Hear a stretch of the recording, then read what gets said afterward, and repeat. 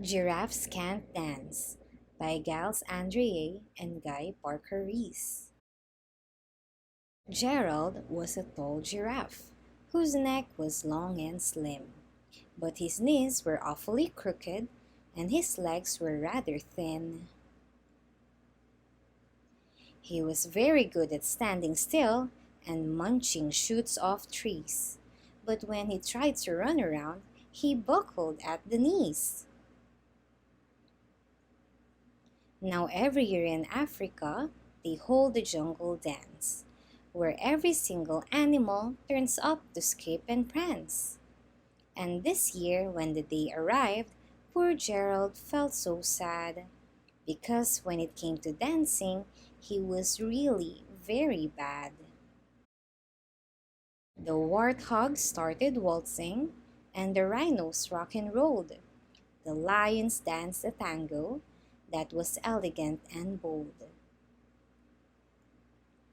The chimps all did a cha-cha with a very Latin feel, and 8 baboons then teamed up for a splendid Scottish reel.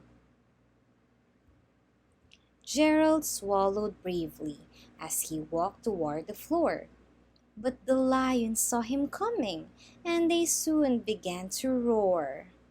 "Hey, look at clumsy Gerald!" the animals all sneered. "Giraffes can't dance, you silly fool! Oh, Gerald, you're so weird!" Gerald simply froze up.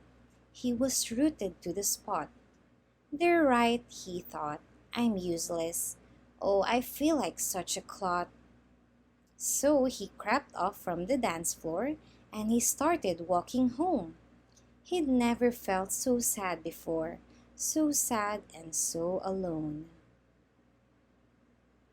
Then he found a little clearing, and he looked up at the sky. "The moon can be so beautiful," he whispered with a sigh. "Excuse me," coughed the cricket who'd seen Gerald earlier on. "But sometimes when you're different, you just need a different song." "Listen to the swing grass and listen to the trees. To me, the sweetest music is those branches in the breeze. So imagine that the lovely moon is playing just for you. Everything makes music if you really want it to."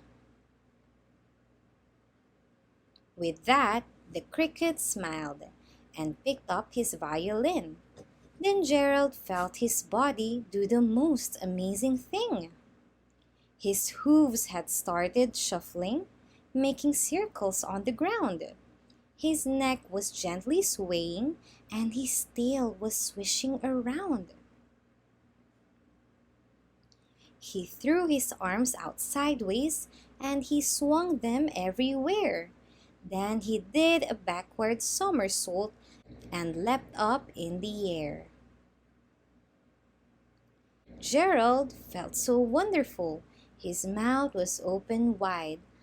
"I'm dancing! Yes, I'm dancing! I am dancing!" Gerald cried. Then one by one, each animal who'd been there at the dance arrived while Gerald boogied on and watched him quite entranced. They shouted, "It's a miracle! We must be in a dream! Gerald's the best dancer that we've ever seen!" "How did you learn to dance like that? Please, Gerald, tell us how." But Gerald simply twirled around and finished with a bow. Then he raised his head and looked up at the moon and stars above. "We all can dance," he said, "when we find music that we love."